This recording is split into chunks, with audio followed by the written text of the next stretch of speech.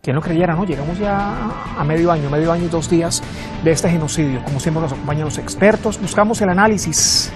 Estamos detrás de la razón. Esta noche nos acompaña Carlos Alberto Beto Almeida. Beto es periodista, politólogo, analista internacional y está en Brasilia, en Brasil.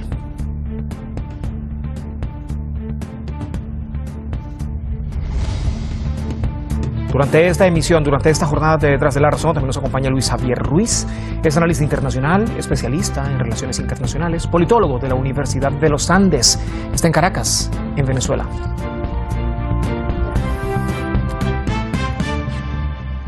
Señores, qué gusto saludarles. ¿Cómo están? ¿Cómo les va? Luis, bienvenido. Beto, bem-vindo. Saludos. ¿Tudo bem? Muchas gracias. Muchas gracias. Beto, quiero comenzar con usted precisamente. ¿Será que la Corte en efecto concede la respuesta a Nicaragua y le ordenará a Alemania dejar de colaborar con el régimen de Israel en el genocidio en la Franja de Gaza? Bueno, si la razón fuera prevaleciente, debería ocurrir eso, ¿no? Pero vivimos en un tiempo en que los poderes obscuros, los poderes de la fuerza, los poderes del fascismo, están determinando los rumbos de ese genocidio cometido por Israel con el apoyo de Estados Unidos y también por Alemania. Entonces, primero es un caso muy importante, como una nueva experiencia de un David contra Golias. La pequeñina Nicaragua, con una fuerza de un átomo, hace uso de la verdad, de la razón, hablando en nombre de la humanidad, y muestra cómo Alemania tiene una trayectoria de matar en masa. Siempre fue así. Alemania tiene una trayectoria en la historia y de ella no se ha desvencillado. O sea, eso sigue con Alemania en la medida en que fornece armas, compra armas, da plata. Eso significa participar del genocidio. Y la Corte Internacional de Justicia no debería tener dudas en relación a los argumentos muy poderosos, muy potentes que Nicaragua está levantando para que finalmente pudieran parar ese genocidio animalesco. Sobre todo cuando hay informes de la propia Oficina de Derechos Humanos de Naciones Unidas, la propia Francesca Albanese ha estado sobre el terreno y ella ha dicho, me han amenazado, me han hostigado incluso, y ella ha constatado sobre el terreno y en un informe, otro organismo dependiente de Naciones Unidas, ¿no? El Consejo de Derechos Humanos, ha dicho, se está cometiendo un genocidio, ya se llegó al umbral del genocidio. Luis, esa es la primera acusación que se hace por complicidad y la hace Nicaragua. Beto decía, bueno, es un caso sumamente importante. O sea, la está haciendo un país que tiene sanciones de Estados Unidos, que tiene también sanciones de la Unión Europea. A ver, yo le pregunto, ¿esto puede servir, esto puede dar pie para que otros países se vayan sumando así a estas acusaciones por complicidad? Porque mire también el montón de países que se fueron sumando poquito a poco a Sudáfrica en la denuncia contra Israel por el genocidio. Sí, creo que el ejemplo de Nicaragua pareciera que se está configurando una segunda fase de identificar plena y públicamente a los responsables de lo que ocurre en la Franja de Gaza y contra el pueblo palestino, porque efectivamente el ejército de Israel y el gobierno de derecha de Israel ha cometido las atrocidades que ha cometido en el terreno y en los hogares palestinos por complicidad y omisión de las grandes potencias europeas, específicamente por Estados Unidos y el Reino Unido. Pero dentro de este contexto es importante identificar cuál ha sido la labor de Alemania como potencia política, económica e industrial de la Unión Europea, porque vamos a estar conscientes que mueve el aparato económico de la Unión Europea y que además tiene fuerte incidencia política y económica dentro de la Unión Europea es Alemania y el gobierno de Alemania. Por lo tanto, cualquier acción que pueda emprender en política exterior Alemania es básicamente afecta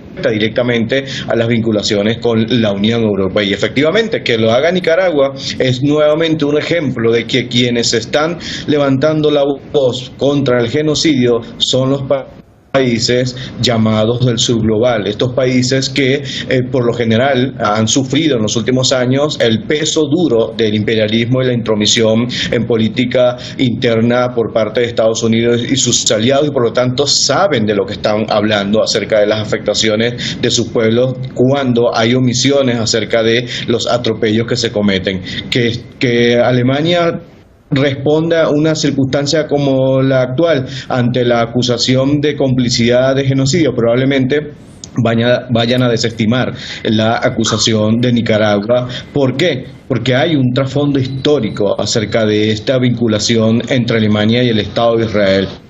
Ello tiene un lazo histórico, además de 70 años, no sé si recuerdan por allí el llamado Pacto de Luxemburgo. Básicamente es un pacto de Estado donde todos los gobernantes de Alemania se comprometieron a una especie de reparación monetaria y económica a los sobrevivientes y víctimas del Holocausto, ¿no? Pero además esta instrumentalización, que alguien pudiera decir que humanamente corresponde a algo lógico y racional, pero los sucesivos gobiernos de derecha del Estado de Israel han instrumentalizado este pacto para ir más allá de la reparación ética y moral acerca del tema del Holocausto, al punto de que ningún gobernante de Alemania se atreve a ni siquiera profundizar sobre las críticas en profundidad acerca de lo que ha hecho el Estado de Israel en la Franja de Gaza. Solo hubo un ministro en el año 2017, Sigmar Gabriel, que mencionó algo acerca de que había un apartheid en la Franja de Gaza, y indudablemente eso inmediatamente desató una crisis diplomática por parte del gobierno de Israel, quien acusaba a los representantes del gobierno de Alemania de antisemitas, ¿no? Entonces, lo recurrente, lo que pasa a cada crítica que le hacen a Israel.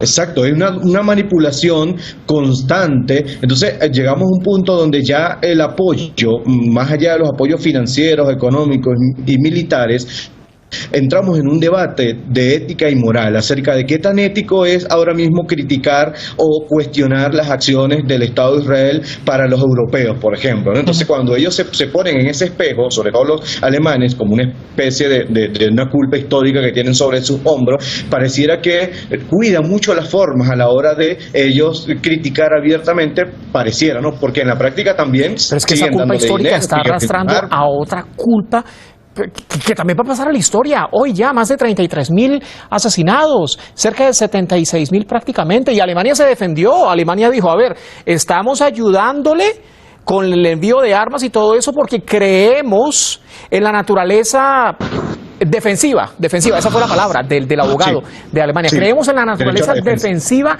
de Israel. Beto, a ver, ¿quién puede creer esa declaración hoy, después de medio año, después de 33.000 asesinados? Viendo, como estamos viendo a lo largo de todo este tiempo, cómo están masacrando a los palestinos. Es una monstruosa fraude que comete a Alemania contra la humanidad, porque toda la humanidad ya se dio cuenta de que está pasando ahí en la Franja de Gaza. Pero no es la primera vez que Alemania hace ese tipo de inversión de la histórica para crear una versión criminal bajo sus intereses. Entonces, lo que pasa es que Alemania está produciendo un estímulo, un ejemplo para que los demás países de la falsa democracia otanista sigan con su hipocresía apoyando también a Israel. O sea, si es la principal potencia económica de Europa, y si el propio ministro de Israel, que fue a Alemania no hace mucho tiempo y dijo que estaba muy emocionado de estar en Alemania, de recibir la plata, de entregar las armas, porque eran armas que habían sido probadas en el campo de batalla de la Franja de Gaza. O sea, es todo muy tenebroso, muy terrorista, no hay ningún tipo de rasgo de civilización en ese país que pretende se autovincular, se autodeclararse como democracia. O sea, Nicaragua está desvelando también la falsa y sinistra democracia otanista que está vinculada al genocidio contra Palestina. Luis, a ver, va pasando el tiempo, ya pasaron 6 meses, ¿no? Y ciertamente en estas demandas internacionales, sobre todo en organismos de justicia como la Corte Penal Internacional o la propia Corte Internacional de Justicia, pues la respuesta siempre tarda en llegar, ¿no? Y si llega, pues difícilmente puede acá ser a favor de Palestina, teniendo en cuenta toda la influencia que tiene Israel en Naciones Unidas y todos sus órganos dependientes, ¿no? Todas sus oficinas dependientes. Pero acá lo que no le queda tiempo es a los palestinos.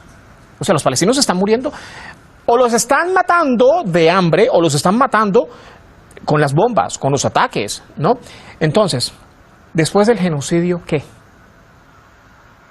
Sí, es una pregunta que nos hacemos desde el punto de vista del análisis y del futuro de los palestinos. Y hay algo que debemos tener claro, que es que ya los más de 30.000 asesinados y los más de 17.000 niños y mujeres que han quedado en el terreno de la Franja de Gaza y en el territorio palestino no van a regresar. Y eso es una realidad y eso es algo que no se puede revertir, y que los lamentos y las culpas de la llamada comunidad internacional no sirven de nada cuando continúa la maquinaria de muerte y de guerra desplegándose, porque incluso de forma constante el propio Netanyahu sale dando partes de cuál será el siguiente paso que dará. Ha amenazado con seguir invadiendo, con seguir bombardeando, y pareciera que no se toma con la importancia que tiene, y esto devela nuevamente la falsa moral que tienen los sistemas internacionales llamados así democráticos y los gobiernos, porque nosotros hemos visto en otras situaciones no similares, situaciones menos graves, donde se han cometido actos de violencia, como esa llamada comunidad internacional y ese mundo occidental civilizado incluso se moviliza en grandes cantidades y mueve cielo y tierra. Además, el artículo 3070, perdón, la resolución 3070 del Consejo de Seguridad de Naciones Unidas estipula que otros países pueden apoyar armamentísticamente a las naciones oprimidas. Y fue el caso de lo que ocurrió, por ejemplo, en Ucrania. Comenzaron a enviarle armas y todo eso. Entonces, aquí nadie le está enviando armas. Digo, más allá de este apoyo que ha mantenido el eje de la resistencia para con Palestina, no hay más nadie. Sí, hay una especie de que pareciera de normalización, y eso es un trabajo que vino haciendo todo el complejo de opinión y mediática e internacional que ha tenido a favor el Estado de Israel, Estados Unidos y el Reino Unido para construir una narrativa de que la resistencia palestina no es como tal una resistencia, sino que es un grupo terrorista. Entonces hay como una especie de solidaridad automática, pareciera, ¿no? Aunque en la práctica los movimientos sociales, los movimientos políticos fuera de los gobiernos lo han manifestado contrario, de que no son terroristas, de que tienen derecho legítimo a la defensa y a la resistencia, que en este caso es la resistencia palestina, que incluso pudiera ser comparable con la resistencia en términos de derecho a defenderse, como lo que hicieron los ultranacionalistas ucranianos en Ucrania, que han recibido incluso una especie de blanqueamiento por parte de los medios de comunicación occidentales, que no los llaman ultraderechistas ni nacionalistas, sino como nacionalistas extremos, ¿no? Una categoría un poco más bajo, para no decir que son neonazis, ¿no? Entonces, en ese caso, sí hay una justificación, una especie de blanqueamiento, e incluso fue absurdo también, como vimos el aparataje comunicacional cuando el gobierno de Rusia detuvo a los terroristas que atacaron en Moscú. Había una especie como de solidaridad automática con los detenidos, cosa que no sucede contra o a favor de la resistencia palestina, y ahí entra un elemento racista, un elemento xenofóbico contra los palestinos, que también está presente en la narrativa contra los palestinos, y nos preguntamos quién más puede apoyar a los palestinos. Creo que dentro del mundo árabe la acción de Yemen, por ejemplo, es un rol fundamental para que esto esté así. La acción de Irán dentro de este contexto es fundamental, pero hace falta más, y ahí es cuando nosotros nos preguntamos ¿cómo van a quedar las potencias árabes, que además tienen mucho dinero y mucho petróleo, para la historia, cuando se pregunten por qué no hicieron más a favor de Palestina? Más allá de declaraciones, más allá de comunicados de Cancillería, creo que la comunidad árabe, que está dentro de los límites geográficos y son cercanos, le ha faltado mayor impulso para detener directamente al Estado de Israel, porque Occidente lo ha hecho. Occidente envía armas, Occidente envía dinero a favor del Estado de Israel, lo hace abiertamente. ¿Y por qué los aliados de Palestina no pueden abiertamente hacer lo mismo? Alguien diría, pero eso es expandir el conflicto, eso es profundizar el conflicto. No, necesitamos que los palestinos tengan con qué y cómo defenderse ante la profunda desigualdad y asimetría del conflicto. Esa es la palabra, desigualdad. Completa asimetría. Beto, mira, está Canadá, Países Bajos, Japón, España y Bélgica que han decidido cesar exportaciones de armas a Israel. Me queda poco tiempo, pero importante acá aprovecharlo también con Luis. Entonces, estos anuncios deben tomarse con cautela, le pregunto, Beto, porque pueden ser meros anuncios simbólicos para destacar ante la prensa, ante los medios de comunicación y lavarse de poquito a poco las manos. Yo no estoy de acuerdo con esto, pero detrás de todo esto, pues mantengo todavía contactos comerciales con Israel. Sí, porque hay varios mecanismos que están encubiertos, que vinculan los países de la OTAN a Israel. Entonces es importante que una decisión como esa de Bélgica, pero no tiene efectos prácticos muy graves, muy severos, como debería tener. O sea, los amigos sinceros del pueblo palestino todavía no se pusieron de acuerdo para hacer una ayuda como está prevista en la Carta de Naciones Unidas, incluso de fornecimiento y de capacidad de defensa. Eso está previsto. Pero lo que pasa es que quien manda hoy en el mundo, el poder del capital, no torna posible el funcionamiento de las instituciones como debería ser, como quisiéramos que funcionara. Entonces hay toda una hipocresía porque los discursos se alternan, se suceden, ya vamos para tantos meses en esa matanza y no tenemos la posibilidad de reconocer un derecho obvio. O sea, hay que parar de matar, hay que ayudar a los palestinos, hay que darle incluso capacidad de defensa, como algunos países han propuesto, pero eso tiene que organizar un campo más amplio internacionalmente porque Israel tiene el apoyo de Estados Unidos. Eso es muy compleja la situación, pero es posible organizar un apoyo material, político y de defensa para el pueblo palestino. Luis, me queda poco tiempo, me quedan escasos 2 minutos, minuto 30 prácticamente.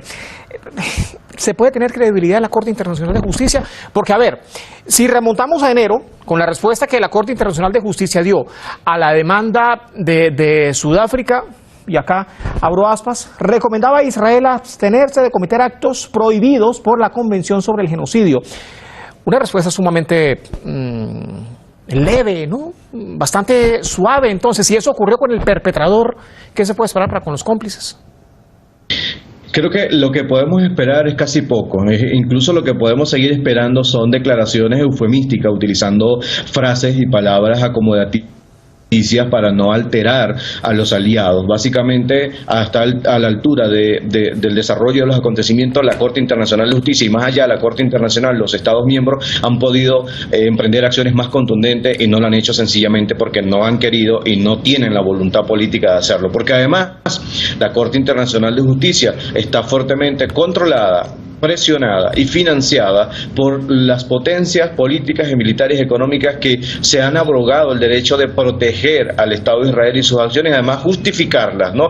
Y lo vemos como en otros casos han sido muy diligentes, incluso desde el punto de vista de la presión política y económica, como por ejemplo el caso contra Venezuela, el caso contra Rusia, ¿no? Vimos como cuando emprendieron una serie de sanciones y de exclusión Rusia de todos los sistemas internacionales, incluyendo las Olimpiadas, por el respaldo solidario con Ucrania. Pero en el caso de Palestina pareciera que eso no aplica, y ahí vemos la doble moral, vemos los dobles estándares, cómo se deciden dependiendo del caso específico. Por lo tanto, dificulto que en el corto y mediano plazo la Corte Internacional de Justicia vaya a emprender una acción más contundente. Seguirán los comunicados eufemísticos, seguirán las recomendaciones, seguirán indicando que se sienten preocupados, ¿no? Yo creo que en mero verbo y en mero texto, pero nada en la acción realmente. Sí. Como lo hemos visto hasta ahora. Se emiten comunicados Y no hay presiones económicas, militares ni políticas contra el Estado de Israel, sencillamente porque no hay la voluntad política y además porque hay una conexión casi que umbilical entre la clase política israelí sionista con la estadounidense y la británica, y por lo tanto eso hace un triángulo perfecto de complicidad. Señores, lamentablemente se nos termina el tiempo, pero gracias a los dos. Beto, muchísimas gracias, muy obrigado pelo acompañamiento. Boa tarde. Luis, muchísimas gracias, buenas tardes. Un placer. Sumemos datos. Alemania sigue siendo uno de los importantes suministradores de equipos militares, equipos bélicos a Israel, con unos 353.070 millones de dólares solamente el año pasado. Y entonces acá nos preguntamos, ¿cuánto habrá incrementado ese apoyo desde el inicio de la guerra en Gaza hasta ahora? 6 meses han pasado. Lo cierto es que sea cual sea la cifra acá,